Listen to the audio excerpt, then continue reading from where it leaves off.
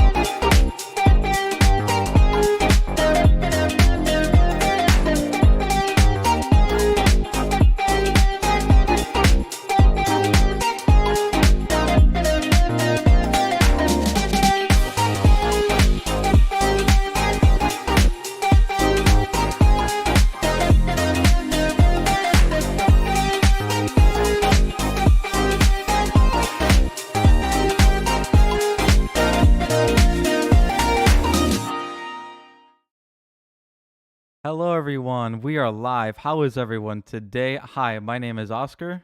And my name is Alex. So today we're going to be doing something a little bit more basic, you can say.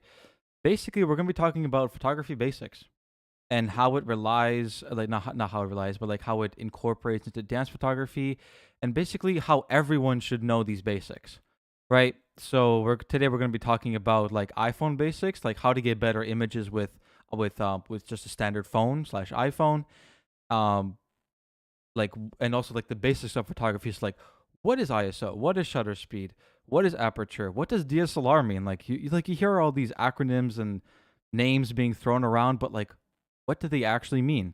So today we're going to be talking about everything like that. So let's just get started, I guess. So, and also, before I forget, we're also going to be answering questions at the end. So if you ever want to come in live, answers and post a question, then you can also do that. Or just either you can go ahead to my Instagram, which is also linked in the description of the video. You can go to our Instagrams and just personally DM me, and I'll be sure to answer the question on the podcast. Any question is okay. So let's get started. So what is phone photography? Like, what is it, essentially? Okay. Like, basically, what is a phone? Like, the rise of phones, like in the last 15 years or whatever, has been like, it's been incredible. Like, especially like originally when the phone came out, it wasn't that good when it comes to the camera, but then it started getting better and better. Like, I would say within the last 5 years, it's been to the point where it's actually good enough to like use. Before it was kind of like super poop, but now it's actually it was like a potato. You're right. It was like a potato. It was kind of. It's about 5 years since the phones, got better cameras on them. Yeah, and especially like what I just said, 5 years. Within the last 5 years, they've become really good. Especially now in 2022, they've become so good that sometimes in some very good lighting situations, they can be compared to multi-$1,000 cameras, which is incredible. But what we're going to say right now is they will not be replacing multi-$1,000 cameras for professional uses anytime soon. Right. And we want to talk about why is that not happening, or why we think it's not happening. So there are lots of opinions, and some people may think that your phone is your camera, but for all of the reality, we're not quite there yet, and that quite there might take a little longer than we think, or some of optimists thinking. So anyway, Yes. So, but other than that, let's just get started. Basically, phone photography. How do you get better shots? Want to go into that? Let's just go into that right away. How do you get how do you think you get better shots with the iPhone? Just right off the bat. well, for one thing, most of the people not thinking what they when they're using iPhones, they using them in a very, very difficult or very easy for people to use angles. Like they're looking from the top to the bottom. They're not really getting to the level of, let's say, the subject you're shooting at. So I think that just a simple, very simple adjustment, keeping the phone vertical and actually trying to get to the level of, let's say, if you're shooting at 2 years old, you should get to the level of 2. That's one thing comes to my mind. Yeah. Again, assuming your phone is decent. So the latest, let's say, I'm holding iPhone, I think it's 10, or X. That's X. It's 10. Yeah. It's 10, It's yeah. 10. But anyway, it's somewhat decent. Is it the best? No, but it does the job though. So Definitely. what are you using? How are you using iPhone photography anyway? Are you using any of the photography? Actually, you say that I am. Okay, so How? give me an idea what is the useful photography from iPhone, and when is that happening? Okay. So really, the only time that it's actually being useful is for usually wide shots, but also like how do I say this? It's like it's wide shots and also when it's a good lighting situation. What is Okay. good lighting? Good lighting is when it's either really bright or just basically when there's lots of light available for the camera to So shoot. in other words, how about saying outdoor? Can you use iPhone Exactly. outdoor? Outdoor. Yes, Yeah, of so course. outdoor iPhone is a great tool. Absolutely Oh, yes. great tool, and there are no questions about that. If if you're shooting in the daylight, iPhone could be a very, very, very good tool, and to the point when you can take, well, I don't know, do you think you can take iPhone, take a shot and blow it up to the size of the 5x6 board and print it and being 5 by 6 feet? feet? Yes. No. No. Okay. So what are the limitations in your head? In my limit, because like the thing about phones is actually quite interesting because phones do a lot of processing, like a lot of processing, way more than you would ever think. After they get processed, the images look better overall. But as soon as you start to zoom in a little bit, even the images just start to like kind of break down and it just looks awful. So maybe the biggest size would only be like 1 foot or something, like So you can quite small. you can picture yourself using iPhone picture and blowing up to the size of, let's say, 8x10 Yes. print. Okay. For me, that's obviously I'm a photographer. I have different maybe quality standards than some other people. But for me personally, I would think that 8x10 is the maximum for like a phone. Okay. And again, as we just mentioned a minute before, I mean, shooting outside, outdoor with the natural light is one of the conditions. You do need light. I mean, it doesn't have to be natural Yes. light outdoor, but you do need lights. Some interior spaces have also beautiful lighting, Yes, definitely. but lots But of usually not. but lots of usually not. Yeah, I agree on that. Unless you add supplement lighting, but then at that point you're becoming professional more. You need professional lighting to know how to use lights. So just if you want to take good iPhone or phone pictures, just go outside. Yeah. That's the simplest way. Just basically just get more light. However you may do it, just get more light. Okay? Or another use of the iPhone photography is if you only staying with, like, okay, say you stay with Instagram and Facebook, and my screen is, let's say, 2x5 inches. So yeah, for the screen, you're probably gonna get you'll be okay, even if you're shooting in a dark bar, and yeah, iPhone will do. It's still gonna be some memory you're creating there Yes. by using the phone, Exactly. but it may not be printable. That's the Or main point right there. A memory. For many people, the iPhone or phone pictures are just for memories. And that's fine. Memories don't need to be the most high quality. They just need to be in the moment. That's the point. And for that, these are amazing. They're already in your pocket, super easy to grab. Just take it out, snap a pic, fantastic. And the quality is good enough for that. So, but we're just talking about professional settings here. For memories, amazing though. right, I agree.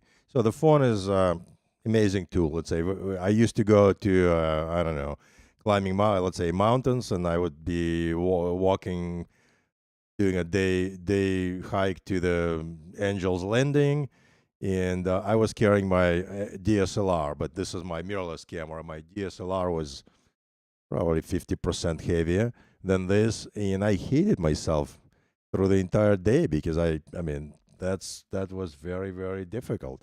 Yeah. So having iPhone not only will give you great memories, it may do some Exactly. good pictures anyway. So yeah, that will work. Yeah, In many that is a big thing. many It's much lighter. scenarios. It's much Yeah. lighter. That's a huge thing. Right. Very last advantage, I want to just mention that everyone can knows how to use them. So Yes. there is no learning curve of any kind. So you basically take your phone, and there is one button for most of the time. Yes. I'd say you can zoom in and out, but basically it's a one button It's operation. similar to the auto feature on a DSLR. Right. So can't deny The ease of use. the ease of use of this toy. Yes. Toy, it's not really a toy. It's everything now. So I want to just ask you a question. So Sure. Go ahead. what, let's say we're using these cameras for action shot, for dance photography indoors. Hmm. So can you take a picture of the dancer, the fairly dark environment Of a competition, of the competition, like an with action shot. action shot with iPhone? No. So what are you gonna get if you, let's say you try? Okay. So, I definitely have tried getting like action shots of people dancing on the competition. Let me just put it bluntly, it doesn't work. It just straight up won't work. There are other parts of a competition where you can use a phone, like for lineups or for like when you're outside of the competition ballroom and you want to go take a picture for like, or like Instagram where you kind of line up with your partner or whatever, and then you shoot the picture, like snap a picture of like, oh, look at this award that I got, for instance, something like that. Right. Phones can work for that, definitely. I mean, again, getting memories out of that tool. Yes. You're gonna get great memories, but if you're shooting, if you're trying to get an action shot, okay, I can't even project. Let's say maybe 5 years from now, the phones will advance. Maybe. Oh, they'll definitely get better, Yeah. but I don't think any time soon that they will get to the point of a full DSLR. When we're talking anytime soon, we're talking 5 years.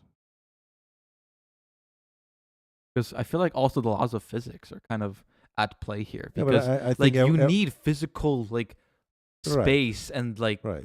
to get the kind of good images. Like to get a good image, you need a physical big sensor. Okay, so Right. because this is photography basics, we're spitting these words out. What is a DSLR, and what is a sensor? Okay, a DSLR is a camera. Okay, let me just say what it says, what it stands for. DSLR stands for digital single lens reflex. Whoa, that sounds complicated. Let me break it down for you. Okay, let me break it down. Basically, digital, I think that's pretty universal. Digital just means that it uses bits, ones and zeros for to transfer information. As opposed to Film. Okay. Yeah, because back in the day, right? I don't know how long ago that was, 20 years ago maybe. Sounds like right. We were using film for the most part to shoot photos and stuff, and even and movies and videos, right? We were not using film. I was not using. Yes, I was born when they were using film. Right. Right. Right. So So, okay, so that's digital. What does single lens reflex mean? So when you went to like Walgreens, your local Walgreens, and you bought a like a disposable camera, that uses, like, if you look through the viewfinder, you're not actually looking down the exact lens of what the image will look like. Like, because you're not looking down the same lens. You're looking through a separate tiny little like glass element off to the Viewfinder. side. Yeah. Yeah, it's a different part. So you're not. It's just an approximation of the actual image. So what a DSLR does is it has a mirror put at a 45-degree angle, so that, like, in front of the sensor is here, the mirror is here, and then when you take a picture, the mirror flips out of the way, and then so it exposes the sensor with light, and then it flips back down. Okay, that's the simplest explanation. So that once it flips back down, you can actually look through the exact lens that you're shooting with, so that it's not an approximation. It's an exact replica of what you're gonna be getting. Exactly. Right. That's the simplest way of putting it. So basically, either you're seeing what the camera is seeing and capturing, and versus completely different, tool. You're looking this way, and the camera looking like parallel, but not exactly looking at the same thing. Exactly. So anyway, I think we should move on, because this whole concept, I don't know, to most people, for the photography 101, trying to do today. Yeah. Okay. So just one more thing. So that's actually why it's just an interesting thing. Whenever you use a DSLR, and also DSLR has more of like a bigger sound to it when you actually take a picture. So when you take a picture, because the mirror flips out of the way, that blocks your view. That's why whenever you take a picture on a DSLR, it actually blocks your view and it turns black. So if you ever wondered why it turned black, that's why. Okay. So, and also that's why mirrorless cameras are called mirrorless, because they don't have a mirror. And that's why they're usually smaller, because they have literally less components and they don't have a mirror in them. And that's why when you look through the viewfinder of a mirrorless camera, you're looking actually at a screen, not at an optical. That's why on the DSLR, the viewfinder is called an OVF, or an optical viewfinder, versus on a mirrorless camera, it's called an EVF, for electronic viewfinder. Just something pretty interesting there. Okay, so you want to move on? Yeah, so I just want you. Let's go. Why don't you just summarize I can summarize, go basically. iPhone versus, we do not have the DSLR here, but to show you. But anyway, it looks a little bigger than that. And this is a mirrorless camera. Those cameras are basically came out maybe 4 or 5 years ago, and they really became good within the last 3-ish years. Right. So mirrorless is today kind of the way of the future. Yes. DSLR is still very, very, very useful, and sometimes even better in some situations. Even better in many cases. But both has some pros and cons. Anyway. But the majority of the market is kind of moving away from DSLR. That's correct. For the majority. Right. For the majority of the market, yes. There are still some circumstances if you want to, make a visit to the polar circle and, your next vacation is there. Because it might be more durable in some cases. Right. That's one thing, that the battery lasts 10 times longer. That's true. That's another thing. So in many cases, I think DSLRs are going to be around for a little longer than most people think. Anyway, all right, should we move on? Should we talk a little bit about the lenses or physical aspects of the cameras we're dealing with today? Okay, so there's two main things to a lens. The focal length and like how wide it is. So that's basically the two considerations that are made when buying a lens. What is focal length? Focal length is basically what a traditional person would call zoom, right? So it's basically the zoom. So quick thing, the smaller the millimeter, by the way, millimeters is how you measure focal length. So the smaller the millimeter count, the more wide it is. Okay? So 24 millimeters, like for instance, we have a lens here from Canon. It's called the 24 to 105 millimeters. So it goes from 24 millimeters, which is the widest, to 105 millimeters, which is the most telephoto, as we call it. Telephoto is like a quite zoomed in lens. Okay? So it goes, and then 24 is a wide kind of a focal length. So you want to talk just a very make it very simple. So if you're shooting, let's say lineup or group shot, forget about Yes. lineups. Group shot, you're looking at 5 to 25 people in the group, and you put them in like 3 rows, and they trying to make arranging them the best possible way. You do need the wide angle lens. Mm-hmm. So if you have something more than, basically you're looking at 17 to 35. That's the number. That's the range of what Right. it should. That's not a lens. It's just the range that you want to be shooting at. So if you have, let's say, let's move to the standard focal lens. Let's say I'm holding here 50 millimeter lens. Yep. What is that good for? Well, honestly, some people say that the 50 mil is like what the human eye sees. It's pretty close It's to pretty close. what you see anyway. So, and it's a very commonly used lens. I want to say in the past, some people are using it a lot these days, but it's and also the 50 millimeter. There's a version that Canon makes. It's called the Nifty 50, is what people call it. Yes, because it's a 50 millimeter, which is a very standard kind of it's semi telephoto. It's a little bit zoomed in. It's definitely not a wide, but it can be used. It's kind of a more general purpose because it can be used to shoot like portraiture. It can be used to shoot some like a wide variety of different things. Versus like a wide angle can't be used for portraiture really. Can you think of the circumstance where you can use 50 millimeters and shoot 10 people group shot? Not really. Come on, think a little harder. What do you mean? What if you have space? Let's say if you have space. Okay.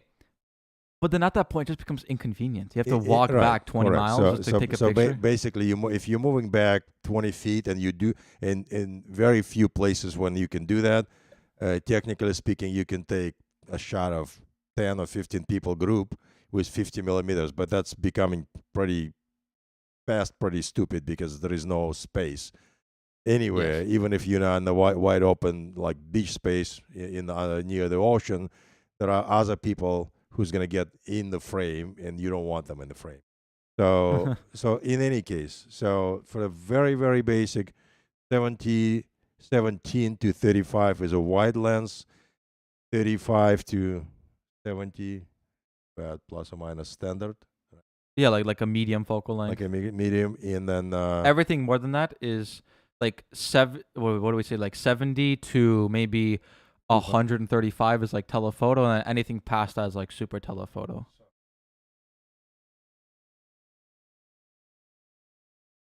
Today live. Okay, this is a very expensive but very nice lens. It's usually from Canon. It's always white. It's called the 70 to 200 millimeter f2.8 is usually they make 2 versions, an f2.8 version and an f4 version. What does f mean? Wow, that's a good question. Can you go? What does that mean? Like if I'm just a person, what the heck does f mean? I don't know. I think it's gonna be the most confusing thing. Well, at least try to simplify. Let's see if you can do it. To me, this is basically how bright is the lens and how wide is the opening. And I'll go lame terms. Basically, the lens can go can close like that, and you're looking through a very little window, and you can open like that, and you can have much more space in the lens to for the light to go through. Yeah. And basically, I'm referring typically when I'm talking about the F number, I'm talking about how fast is the lens. Yeah. When people say the faster the lens is, which means more light. Basically, in photography / videography, whatever, cameras, faster means more light. So in this case, the bigger their opening, the more light it lets in. So, but the trade-off, when you open up the aperture, basically when the actual the blades inside of the camera get bigger, inside the lens, when they get bigger, you get more light, but a trade-off is that the depth of field gets shallower. I think we're throwing lots of stuff at Yeah. Now Basically, okay. now we're moving to the depth of field. That's completely another. I was just gonna say, because it's Yeah. not always, it's not just positives. You did get a trade-off. Depth of field is basically just how much is in focus. Right. That's yeah. it.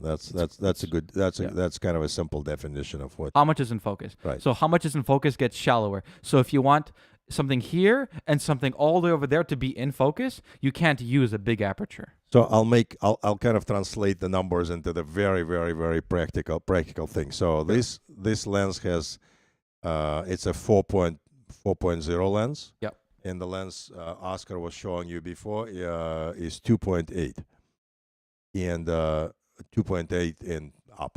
Anyway, this is basically so this is a much brighter. Well, it's one step brighter lens, but again, one step. I don't want to go into the terms like talking about how many steps and we're doing it. It's a next show, next explanation. It's quite complicated, yeah. It's getting a little complicated. Basically, you're getting very like out of 3 lenses we have here. This is 50 millimeter. It's 1.8 50 millimeter. Mm-hmm. It's a very bright. Which is what Canon sells. By the way, that's the lens that I would recommend for anyone. Oh, I'm sorry. This is 1.4. Yes, but the Canon, the Nifty 50 that I was talking about earlier, that Canon sells, it's $125 approximately, Correct. which is super cheap when it comes to lenses. Like it's the cheapest lens that I would recommend buying. Anything cheaper is dumb because the quality is going to be kind of right. bad. So you can buy. There are 2 versions of that lens. Do they have RF 2 versions, 1.4 and 1.8? I think they do. Anyway, this is not even RF lens. This is not native to mirrorless. They have an RF 50 1.8. They have a RF Nifty 50. They probably have 1.2. Don't they? Yes. Okay. So when you're talking like lens, which is 1.2, basically, again in the lame terms, if I'm pointing, it costs $2,300. Right. So it's a $2,500 lens. So if I'm pointing camera in Oscar's face or anyone's face, and I'm focusing, I will be focusing on his eye or his nose, and his ear is not going to be in focus because depth of field with 1.2 is it's very shallow. It's a very, very, very shallow. And again, shallow is a perfect word. I like that you brought it up. This is like shallow. Thin, So the latest and greatest, let's say we're not really wedding photographers, but basically, if you're getting married, the brides would come and I've done a few weddings anyway in the past. The brides would talk to you in the lame terms. They would say, "Oh, and what we like with pictures, we like really, really, like a blurry background and sharp faces." So yeah. So if you've ever seen, that's how you really get a professional kind of an image: is faces in focus, background and foreground autofocus. And that's how you get professional purposely. Yes, obviously. So also, can you achieve, throughout the picture, everything in focus? Yeah, you can. If there is enough lighting, you can. So, and we're not going to go usually you don't want that. Usually you actually want the blur background. That's how but I mean, there separate is the there is a case when you're shooting, let's say again, group shots, and you have 3 rows of people, and they all a foot apart. Yes. You want everyone in focus. So But then again, what if there's not enough light? Then oops, you can't do anything. Unfortunately, yeah, you have to deal with. It's a trade-off. Exactly. Always trade-off. In photography, there's always a trade-off to all three settings. So that's why you need to know everything. What you want to summarize again? The just throw the name in the aperture. Okay, so it's called aperture. The opening of the camera. Sorry, one time. The opening of the lens. I keep saying camera because technically camera just means the whole package. The camera body and the lens. That's the camera. Okay, just thing. So called a lens. Millimeters. The smaller the number, the wider it is. So the more you can get in the image, basically. Yeah. So wide shot means like a phone. The main camera on a phone is usually quite wide because that's more useful to everyday situations that a phone will be used for. Like taking stuff up close or like taking pictures of big things. Like if you go to Leaning Tower of Pisa, which was amazing. I went there. It was fantastic. Like, you want the whole thing to be in focus, or not in focus, in frame even. So you want a wide angle lens. So Right. that's basically it. Yeah. And also, okay, let me just finish summarizing. Aperture is the size of the opening in the lens. The wider it's open, the shallower the depth of field is, which means that less stuff is in focus. But the trade-off is but the good thing is that you get more light. Right. Right.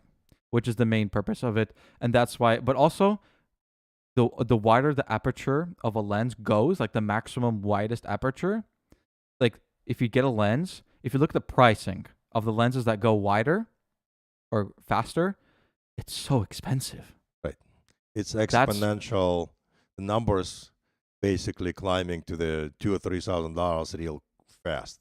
Ooh. You know, this is really it sounds ridiculous, but that's what it is. So you can get a 50 millimeter, like Oscar said, $125, and if you want I don't know, 35 millimeters, it's probably going to be $500-$600, and if you're looking for 24, 20, well, also 28, depends what quality, right, what speed of the lens, what brand, because there are kind of third-party brands like Sigma and Tamron. They're just companies that you should be looking out for, because Sigma has really good stuff. There are some really good third-party lenses that work natively on the cameras. right, and some people not on RF, because as of the time of filming, Canon has not released this mount to anyone else. So Sigma and Tamron cannot make an RF lens yet, which sucks, because that would have been amazing. I feel like a lot of more people would switch to mirrorless cameras if the camera manufacturers opened the lens, the mount. But again, so far what they can do is this. This is not native to RF. This is old lens. You have a little adapter. This is the adapter. It's probably about a quarter? Nah, probably less than that.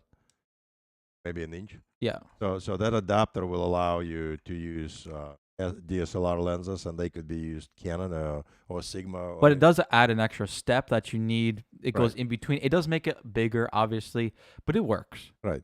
But There's no downside. Right. Honestly, again, for the purpose of what we're doing, and we're doing dense sport photography, for most of the time, I have 50 millimeters from the old lenses. I have no plans of buying a new lens. Honestly, this doesn't make any sense. Yeah. I have the lens and I have adapter, and it's fine with me. But I do use those lenses occasionally, believe it or not, and it's absolutely, phenomenal results. Yeah. If you have zoom lenses are great, but then they're getting better and better. But the prime lenses are prime lenses.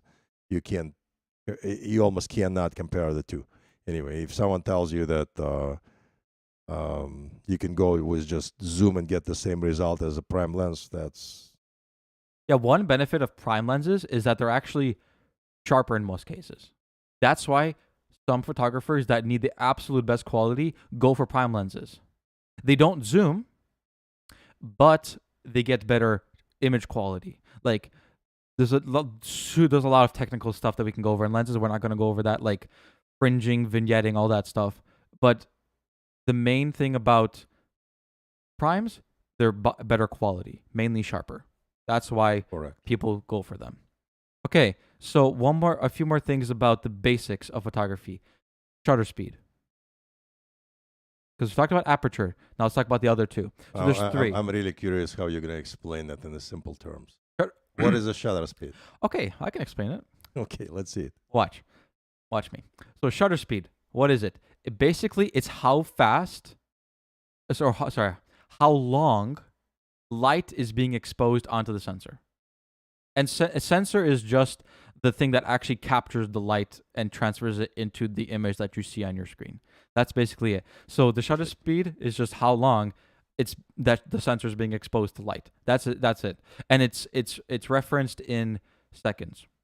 So usually it's a good middle ground so you don't get blurry images is around 1/100. I want you to correct yourself. So when I'm looking at the 200, It's not at 200 seconds.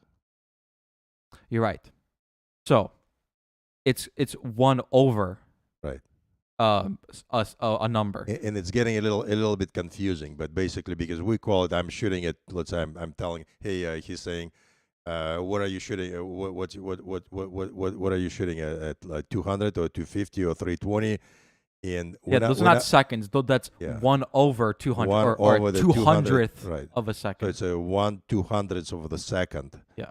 It's a very, very short period of time. Anyway, while the other is open and the light is coming through. Yes. So I want to do a little bit of a more explanation on this topic. So, and also, by the way, before I forget, I will link a super great video in the description of this video. I will link a video by a channel called The Slow-Mo Guys. They did an amazing video showing in slow motion, showing how the mirror flips up out of the way, and he does a great job of explaining all that stuff, like the basics. So you should definitely go watch that video. It's pretty short, like 10 minutes or something like that, but you should definitely go watch it. It's very informative. That's going to be below the explanation. Or in the show notes if you're listening. That sounds great, actually. Yeah.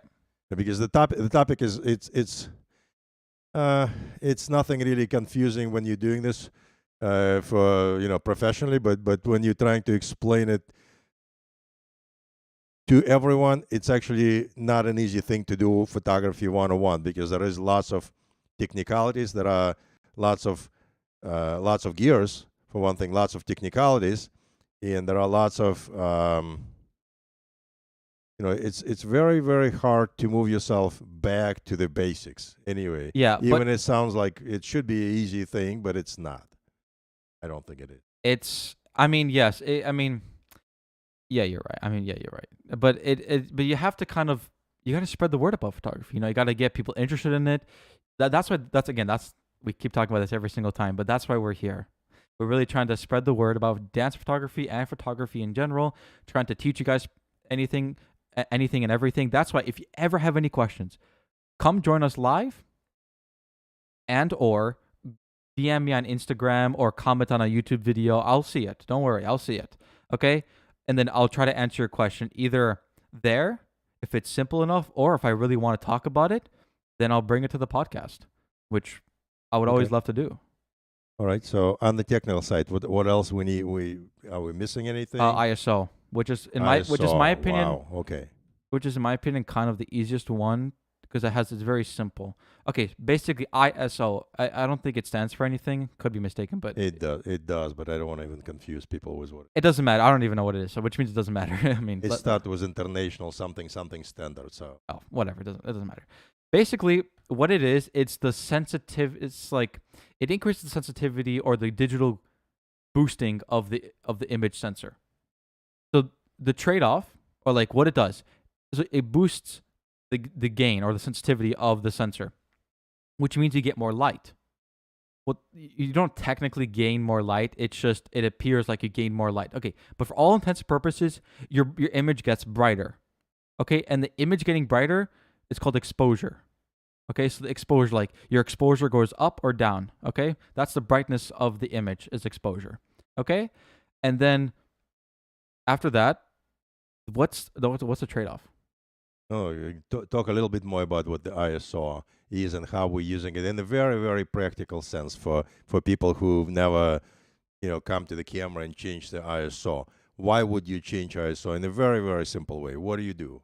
ISO is usually the last thing that you change, in my opinion, because first, like it depends what you're shooting. Let's just say I'm going to talk about what we shoot. So we shoot sports. I'm just going to talk about sports in general because it's all quite similar. So sports, usually they move quite quickly. People or things move quickly. So you have to have a shutter speed really quick, which means the number under the 1 goes up. So what is the number range? And I want to give people who's listening a very, very specific idea. What are the numbers? Okay. I agree with what you're saying, and I agree. Let's do it. For us, for dance photography, we hover around the range 1/200 to 1/400, thereabouts. Okay? Sounds right. And then, but for something like F1 cars or a racing, you're gonna have to go much faster because cars move faster than humans. So to get no motion blur, which is a trade-off of shutter speed, motion blur happens if your shutter speed is not fast enough. Which again, faster means the number under the 1 gets bigger. Okay? So, and if you're not, but for humans, they're quite slow, so we usually hover around the range 1/200 to 1/400. Okay? Let me reiterate it. I'm still thinking this is a complicated. I mean, it's simple, and you are making it simple. But let's say I just want to make it absolutely simple to anyone. So this thing is not moving. This is a lens, and I'm shooting that lens, and it's a still object. Any still object. He's taking a picture of this lens right now. Right. So assuming. Oh my.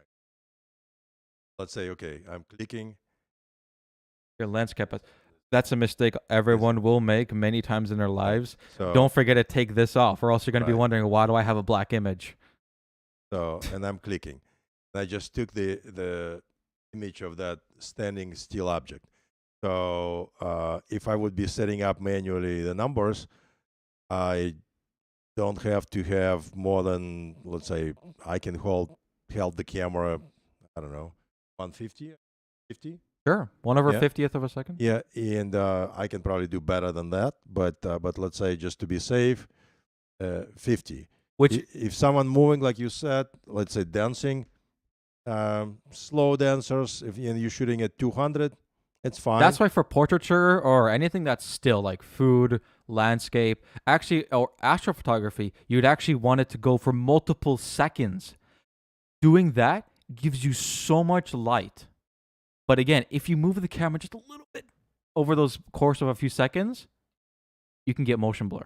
Right. That's why you have to keep. That's why astrophotographers keep it on a tripod, a very sturdy one, to make sure it doesn't move at all. It also I'm seeing lots of dance photographers or sport photographers using tripods or monopods as well. Tripods don't make much sense. That's different reasoning for that, but anyway, neither one of us is using a tripod, but monopods can be nice, especially for big lenses. I can see why people do that, and it's all depends on. Well, I mean it's basically, I don't know. I don't want to offend anyone, but basically, if you're strong enough to hold the camera for 15-hour days and doing it 3 days in a row, and you're not getting a carpal tunnel, well, then you're good. Yeah, then you're good. That's what I was going to say. Mirrorless cameras are much smaller and lighter than DSLRs. That's why they're also, that's another benefit of mirrorless cameras, that you can hold them longer during the day. Just wanted to throw that out there. Right. And it's actually a considerable difference. So each lens in the similar, let's say 24 to 105, it's the same lens on EOS versus mirrorless. Yeah, you're saving, it sounds like nothing, half a pound or maybe even 1/3 of a pound, but 1/3 of a pound on the lens and half of a pound on the body, the 3/4 of a pound or a pound, and that really amplifies over the course of many hours. Right. So you're working all day, and that 1 pound makes a big difference anyway. So we're seeing lots of photographers who do use the monopods, and some use tripods, and it's basically your personal choice how you're operating and what you're gonna get. I mean, my I guess the most negative comment I would make when I'm looking at someone using tripod all the time, you're locked to the spot where the tripod is. Yes. And it's not necessarily always a negative thing, but it's limiting your flex. I mean, you're not flexible in your 100%. 100%. Yeah. You're far from that. So, but in many cases, that's what you have to do, and I don't blame people who do that. It's they're getting good results anyway. Yeah. So let's go back to ISO. What's the trade-off of ISO? Basically, for me, it's kind of like the biggest trade-off. It's like it's such a huge thing. You get more grain in the image. What is grain? It's like these little very, very small particulates on the image that you can see. And they kind of and in video you can see them moving around a little bit. They kind of like zzz a little bit, but basically on an image it's like grain. It's like kind of like there's kind of grit to the image a little bit. It's kind of weird. It's hard to explain, but I'm not sure if there is a better word to say. Noise. noise. Noise. Yeah, some Is it, I don't know if grain that's noise. I'm grain referring or to the noise. same thing. Basically, noise in an image, and basically, each image is consist from multiple dots, and I don't know Called pixels. called pixels. I don't know if we want to go that far, but pixels, yes. And the good quality when you're talking to the professionals who are in printing, the standard golden standard there is 300 dots per inch Or DPI. or DPI, and for photographers, 300 is not even that much. I mean, sometimes you're making prints and you can see the dots. Anyway, it depends. Especially if you blow it up like huge. Right. So you can take 300 DPI image, and maybe on the cover of a magazine it looks good, but if you blow it up to the scale of 6-foot poster, it may not look as good. You're gonna see the grain. And okay, so that's that. Yeah. So we talked about. You want to just summarize again what we talked about? Sure. Basically, ISO. One more time. What is ISO? It's digitally boosting. Digitally, not actually. Like shutter speed and aperture physically make the image brighter. Like with physics, like in the real world. Let me just explain it. Okay, here this thing is made from a material. The material is not changing, so it's all the same. You're looking at this stuff. So what you're changing is it's a function of the camera. You're changing something. How you look physically gets more light. Physically gets more light. Yeah. So the subject of what you're looking at is not changing. So the sensitivity of the sensor is changing, and it's a very, very, like in the very, very old days. And I'm not sure if that's again the good example because most people grow up with digital, but we had film, and film was 200, 100, 200, 400, 800, 1600. Except the thing about film is that you couldn't change it on the fly. Here with these, you can change the ISO just like a flick of a switch. But back then, with film, the whole reel was the same sensitivity. Right. So the limitations back in those days, you may, to get the same result, you may have, instead of one photographer, you may need 3 photographers, or one photographer would carry 2 or 3 cameras, which is much less common these days. Some people still do it, like wedding photographers, I think, are the most common people that do it. But for another reason, they just most of the time they're using different lenses. Yeah, exactly. It's not for the ISO, but it's to have 2 different types of lenses. Right. So like a wide angle and a more telephoto. That's usually what it's. Also, they don't want to miss any shots during the wedding, and they carrying. They just basically have 2 cameras on the spot. Some carrying 3 cameras, and you know that you're taking wide angles with one camera, in close-ups and portraiture shots with another camera, and it's already preset that way, so you're not really messing around with your settings anyway. I don't know if that's for the real time it works like that, but you're always messing with settings, or you better be, because otherwise you're probably not going to get good results, unless one thing, and I'm not sure we want to talk about this or not. Do we want to talk about like the camera allowing you to shoot JPEG versus RAW? Is that the topic today, or this is too complicated? I'll just go over like a 30-second manner. Okay, let's see how you can do it. Just so that people know at least the basics of what it is. JPEG, whatever settings you use are baked into the image. After you take the image, that's it. You're done. That's the settings you used. That's it. You used them already. They're baked into the image. You can't change them afterwards. RAW, on the other hand, you can change it afterwards, which is a super cool thing, especially for professionals when they need to, if they don't, because especially if you're running and gunning, which means that you don't really have time to switch your settings or something, then you can change it afterwards and get no quality downside to it. Loss, there is no loss of quality. So basically, if you're a professional photographer and let's say you're charging someone, I don't know, $3,000 to $5,000 for the wedding, you don't want to get dark shots. And basically you are thinking, well, you can't, I mean, you have to deliver what you're getting paid for. So you better shoot raw, and the wedding only happening once. And I've been to the weddings where they lost all. I mean, for whatever reason, the photographers are not delivering. Multiple reasons for that, but in any case, it is a good idea to shoot raw. So in post production, you have all of the options, and we don't want to go any more deeper than that in this topic. But we'll probably be talking about editing Yeah, because sometimes usually, in a separate yeah, special edition of the podcast, because I think it's a very interesting topic. yeah, But at this point, just letting you know what the JPEG is and what the raw image is, and why some people use it one way or another. Basically, that's all. it can get very controversial. Some people are very strong. Like I know this photographer on YouTube called Jared Poland. He uses, he's like, he literally has a shirt called "I Shoot Raw," Yes. but it's just sometimes it's preference, sometimes it's not even preference. Sometimes it's just about what is best for the application like what you're shooting. Like sometimes you just don't really need it because you know that image is going to come out good because you have time to set up settings and stuff like that. Or sometimes you want it. Like for weddings, I think shooting raw could be very essential. Not to get a dark shot or a bad shot out of it. Because sometimes you can have an amazing shot, but it's ruined because it's too dark or slightly out of focus. So Right. raw can't change focus, but but hopefully with these cameras, the autofocus is much better than on DSLR because it can focus on the more specific parts of the body, like the eye. But It's that's not why it even can be better or useful. worse. It's just different. I mean, this camera is making your life much easier. Yeah. Versus DSLR, you have to not manually. You're focusing on the subject.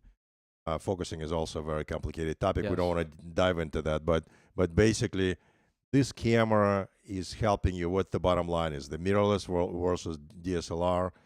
Mirrorless camera is focusing for you, and the good ones, the top of the line ones, are really focusing well.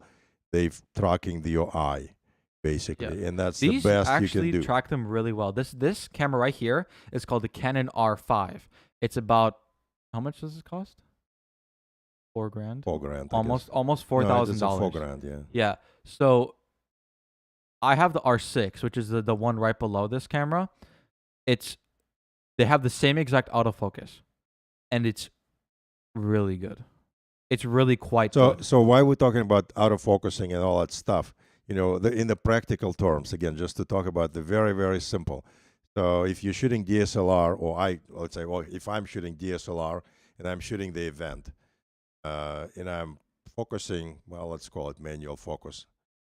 I can shoot only very few images. I'm very slow, and if I'm shooting the, And also, you might not even be quite accurate right. because you have to be like kind of fine tuning, and Right. humans are garbage at that. Right. So for the most part, people have no patience for that anymore.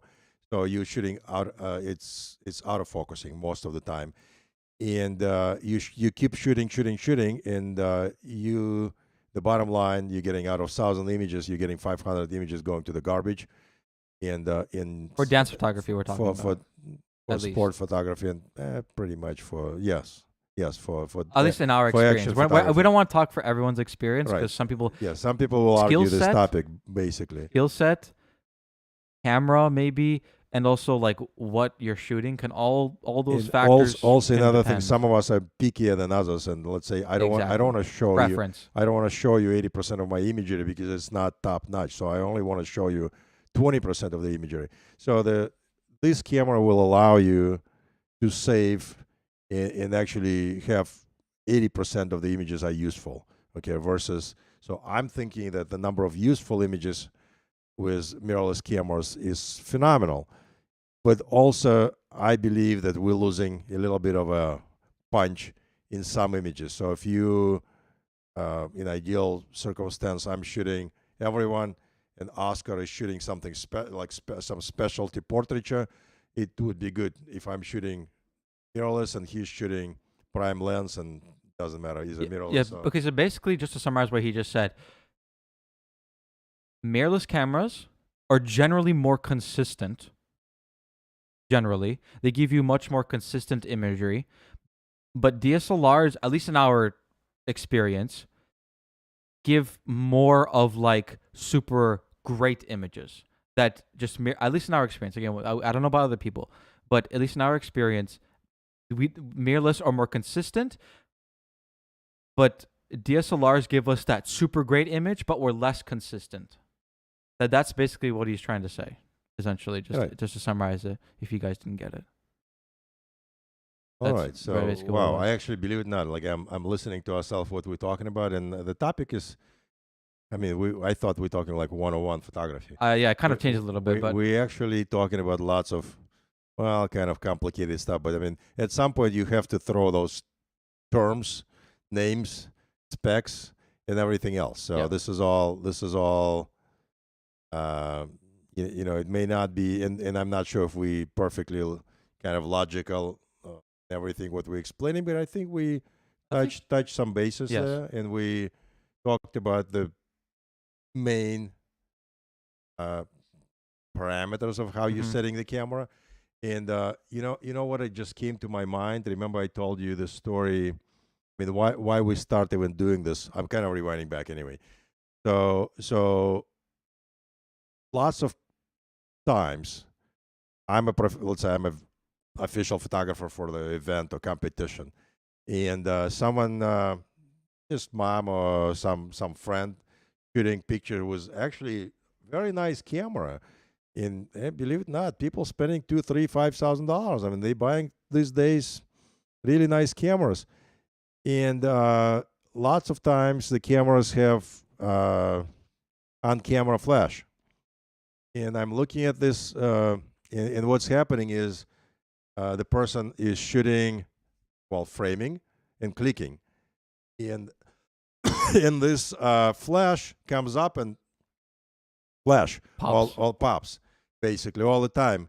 And when I'm looking at that person, and I'm looking at that for 5 minutes, or for like maybe I'm letting that person to do 10 shots, and after 10 shots I'm thinking, well, I'm finding good words to say, hey, do you need, can I, you know, just give you some suggestion?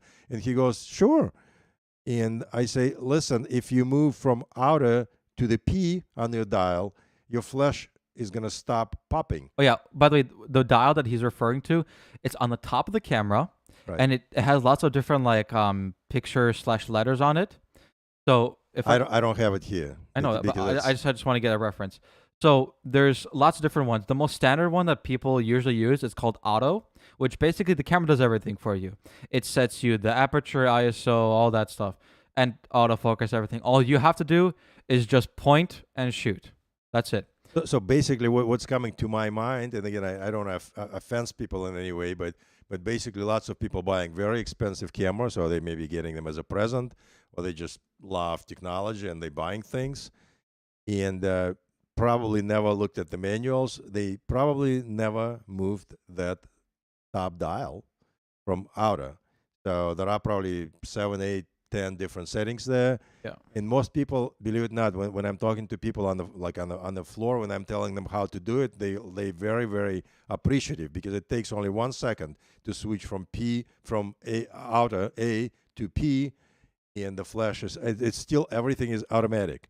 Everything does exactly the same thing as it was doing before, but it does stop popping. Another thing I was gonna, well, I mean, this is a good something in my mind. So you're a dancer, and I'm we are photographers, but let's say I'm a photographer and you're a dancer. Yes. And someone has a pop-up flash or flash on camera flash, and basically you cruising on the floor, you dancing on the floor, and all of a sudden you're coming to the corner where someone's sitting with the camera, and they click, and they flashing you. How do you feel about that? How's that? How you, as a dancer, Okay, obviously that would bother me, but really only if I'm actually looking at it, because otherwise I'm not focused on it. But if I was like looking at the camera and they pop it right in my eyes, that's really annoying. And also something else. Just annoying? Well, it's like it's irritating. It's like, it's kind of like hurts your eyes. You know what I mean? It's like, it's like it can be quite annoying. Once, whatever. But if it keeps happening multiple times, then it, you know. But another thing about the on-camera flash is that usually if I see people using it, that already tells me this person doesn't usually know a whole lot.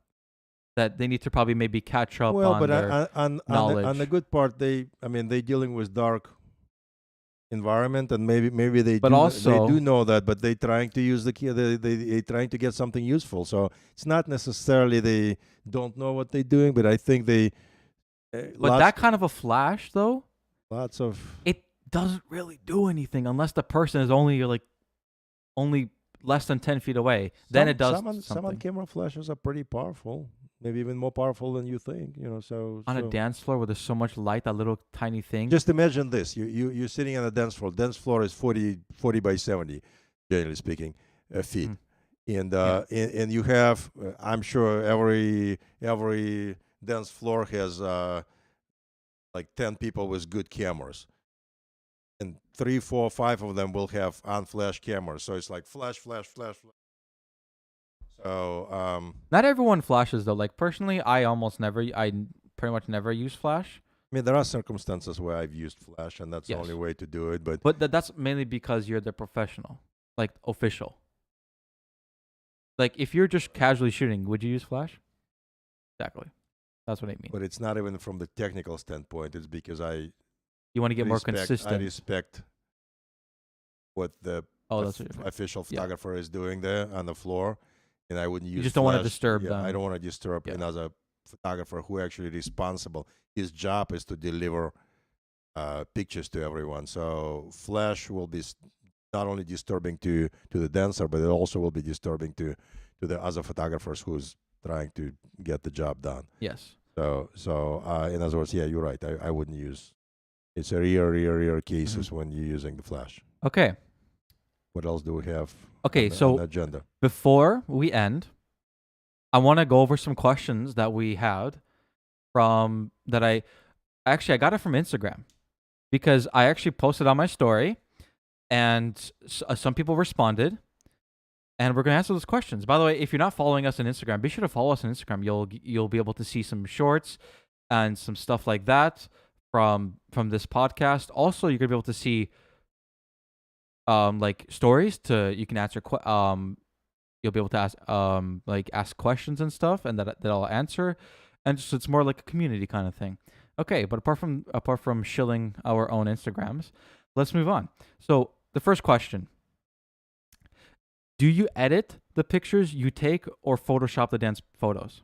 This comes from Liran. You wanted me to answer that? Yes.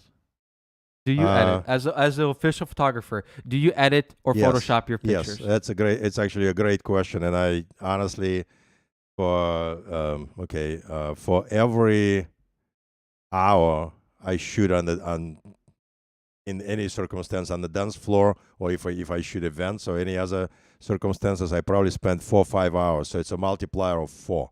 So if I spend 1 hour doing shooting, I spent 4 hours editing. Yeah.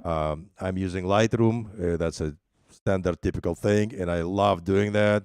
And when I feel when I'm shooting with the camera in my hand, I'm more of a technical guy than anything, and a little bit of an artist and a little bit of a communicator, because I'm looking at people and they're looking at me. But when I'm editing, behind my computer, I'm actually absolutely 100% an artist.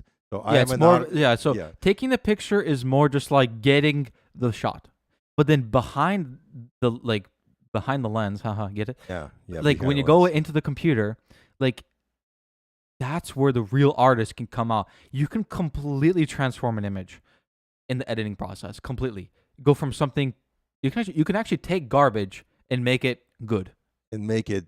It may not be a good in terms Amazing. of beautiful, sharpest image, but it can be a piece of art. Yes. It can be a piece of art. Exactly.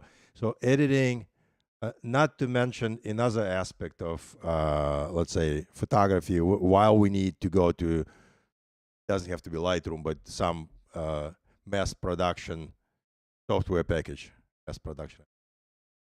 But anyway, so when you're dealing with thousands of pictures, and we are dealing with thousands of pictures on a daily basis. So if you're shooting less than 2, 3, 4, 5,000 pictures a day, you probably missed a lot. That's kind of standard numbers anyway. Yeah. So you are a professional photographer. So someone calls you 3 days later and said, "Hey, I was dancing at this competition. My competitive number was like 355. Where are my pictures? Or can you find me pictures?" And you should be able to do that. So basically, outside of the fact that you have just numbers in your system, you should be able to navigate through thousands of images and find images for everyone. So that brings us to the point: what is the most difficult and time-consuming aspect of photography? What is that you have to do? Let's say one guy is shooting. Let's say one guy is shooting, and one guy is doing what? Tagging. Yeah, or sorting. Basically, sorting, Yeah. organizing files. Yeah, because the actual taking pictures of the photo of the dancer, sorry, is the easiest part. Taking pictures is the easiest part of taking pictures. Right, I agree. Right, like realistically. When you kind of know what you're doing, yes, it is. Oh yes, of course. And Once you know what you're doing. definitely, as far as time consuming, yes, you can take 60 images per second, but you probably need 2-3 minutes to even do basic editing, at least a minute per image. And that's very basic editing. Right. Like if you want to go in depth, get everything nice, like for like a nice big like a poster or like something to put on your wall, you would take obviously more than a minute. Right. You would take multiple minutes. And again, it depends what the client is, basically expecting from you, and Yeah. the client. Knowing your clientele and knowing your dancer who's ordering pictures is very, very helpful, because sometimes you have to understand what you can do and where to stop as far as doing editing. Because spending 20 minutes on one photo, if the person for a dance picture is not usually very necessary. But it's a great question. Again, I just want to bring one more topic here. So the way I work, I have my Lightroom for dealing with number of images. And also Lightroom, for anyone that doesn't know, because again, this is photography basics, right? Lightroom is like, I'm just gonna say, the industry standard editing software. It is. It's made by the same company that makes Photoshop, which is Adobe. They make Lightroom, Photoshop, Premiere, which is another industry-leading thing for video editing. But basically, Lightroom, all it does is it's just adjustments. So Photoshop is for actually manipulating and like putting stuff around an image, but Lightroom is just for changing the colors, brightness, all that kind of a stuff. Right. Mainly just adjustments. And interesting enough, so we call it Lightroom today, but 20 years ago we'd call it Darkroom. I think that's why they called it that. So basically, the darkroom was the place where you were doing exactly the same thing what Oscar just explained, except that we were messing around with, we were processing. It's where you actually develop the pictures. We would film. develop pictures anyway in the using the darkroom before the computer time. So, that's that. That's so we also have 2 more questions. One more thing, I want to just say one more sentence to this whole thing. So I want to give you my experience. So I'm using Lightroom. Photoshop is linked to the Lightroom. Yes. And then I also have I'm using on1 or N1 filters also added to the Photoshop. So basically, it's they're giving you many more presets. Yeah. And if you know your presets, you're just saving lots of time anyway. So because basically preset is just like it's adjustments, but just in one click. So that gives you different looks just in one click, just so you have somewhere like a starting point to go from, right. And then you can like adjust it further to the image, if you would need to. Okay, go to the next question. So, another one from Liran. What is the hardest thing about dance photography? What is the hardest thing about the dance photography? In your opinion first, and then I'll go. Okay. Opinion. I think that the most difficult thing, that the expectations of anyone who's dancing on the floor, and again, I'm talking not about everyone. I'm not talking about Oscar, who's happened to be a dancer and a photographer, but the average dancer thinking that all you're doing is just clicking on the camera in hundreds and it magically pops up on the iPads an hour later or 2 hours later. And beautiful images of you coming up on screen, and all you need to do is upload images, and it takes, you're doing it wirelessly, you're using, I don't know, technology, and basically it's like instant photography, sort of like iPhone, and it's not. That's the most difficult concept. That's why we're doing this podcast. We want everyone to understand what It's is not that what is easy. really involved in the what is a photographer doing really behind the lens, and why is it not? Why is the some photographers charging $5,000 for the wedding? Well, and that's That's that. why. It's not just, again, like I said in the last podcast, it's not point and shoot and that's it. You have to know the settings. You have to buy the camera, which is also very expensive. You also have to then go and edit the pictures with an expensive, like, not even talk about cost. Just it takes a lot of time also and a lot of experience and expertise in order to actually edit the images. And then you have to send it to the client, and the client's like, "Oh, I don't like this." And it's like, you have And to do it usually, again then. and usually you're dealing with the client, like, and again, I'm not okay. You're talking about dance photography. It's not uncommon when someone months later after the competition comes to you and saying, "Hey, I'm looking for such and such images. Yeah. Can I do this or can I do that?" Or some dancers coming to you and they saying, "Hey, we love this image, and my dress designer wants to put the wall in the studio using this image, and what are the characteristics of the image, and is that useful for making, let's say, 10 by 20 wall art?" And sometimes it is, and sometimes it is not. Yeah. Anyway, was that the answer, or you think something Yeah, I else? mean, for a more basic answer, that was a pretty good. I was like, that was a good answer. I like that, but because it's definitely 100% true. But a more basic answer, like when it comes to like physical stuff to do, the hardest thing, again, like we said, the actual taking pictures is the easiest part of taking pictures. Quote that, whatever. It is. But like the hardest thing, like for physical like work, would be sorting the images. It's a tedious work. It's This is very, it's very very time consuming and tedious. tedious work, Yeah. and someone has to do it. And I don't know, some people telling me that they're using some, basically outsourcing this to, I don't know, the most common would be for me to hear like Bangladesh. Uh, Never heard that actually. lots of outsourcing is done to Bangladesh.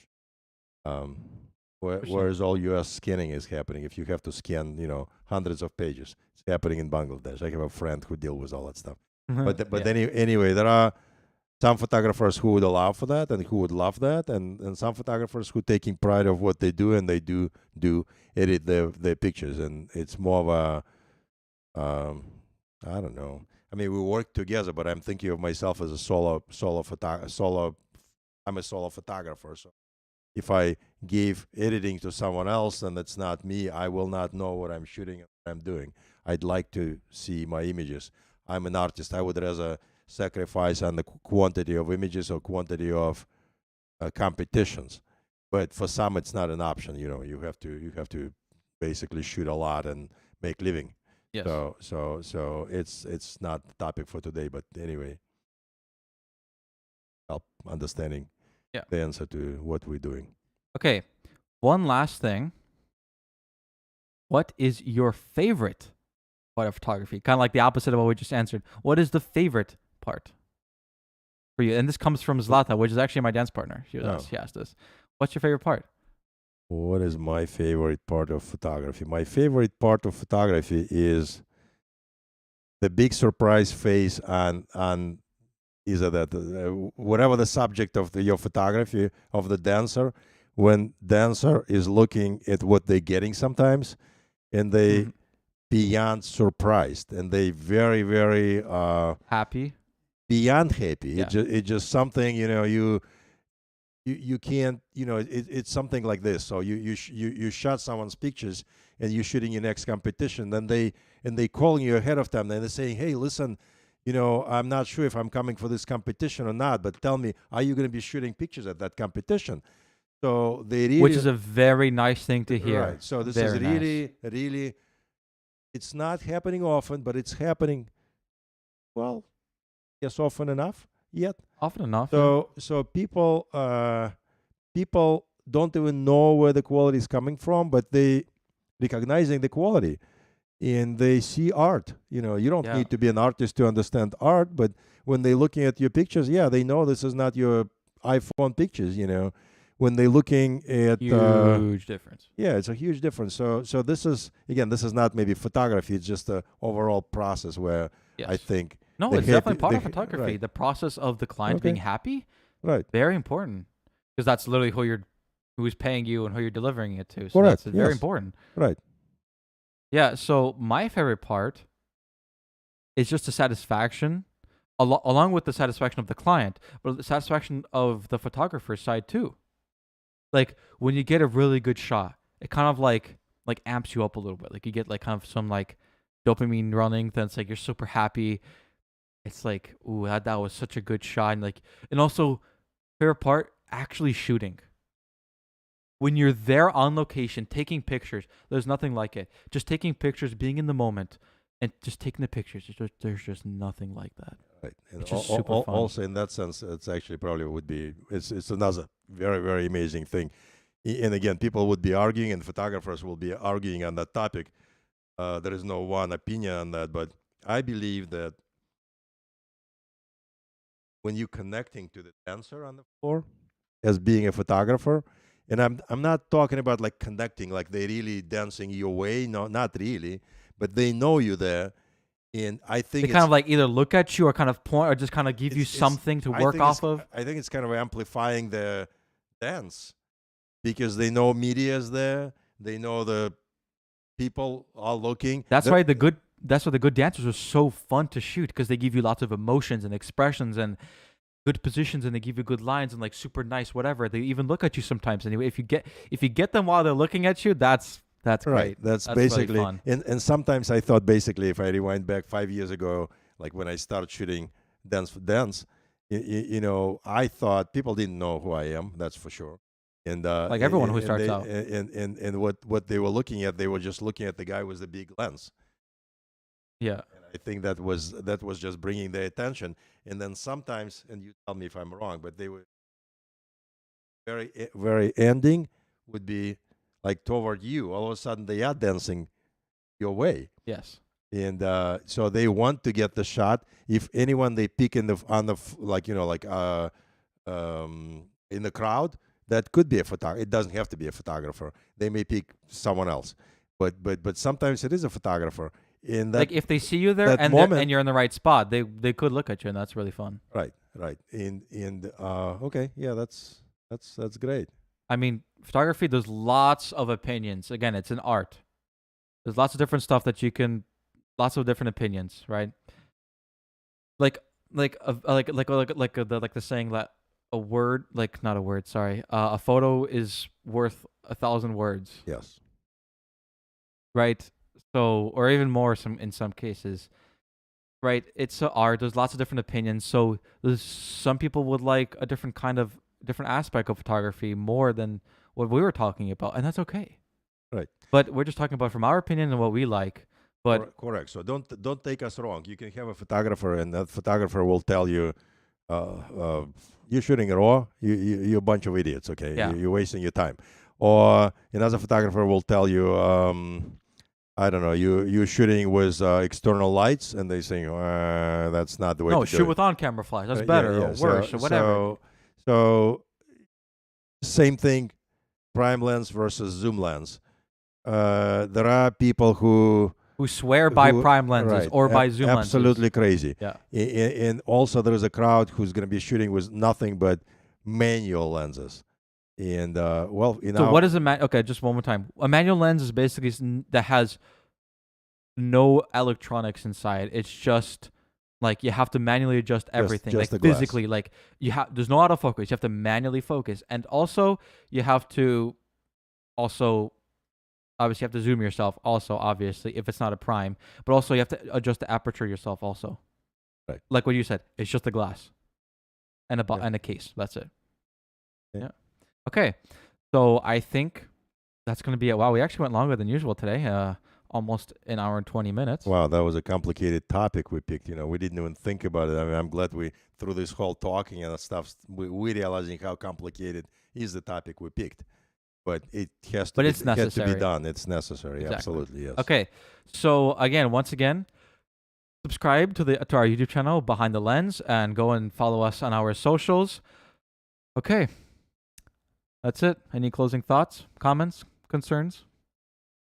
I'm just expecting more questions from everyone as we go along, and basically, I think this is coming. This is, the more we're doing this, the more people will be, will get, followers, and people will get involved, and If you spread the word, that's only right. going to help us do exactly what we want. We would really appreciate Yes. that. And we're going to continue doing what we're doing, probably with intervals like 2 weeks? Is that what we're trying to do? Yeah, the average kind of a distance, because obviously I go on competitions. That's why there was no episode for the past 3 weeks. I was on competitions. So the schedule could be off, but my goal is 2 times every month. That's the goal. So we'll try to do that, and I guess we're not announcing the topic today, right? No, I wouldn't even know what's going to be next time. Yeah, so we're gonna think.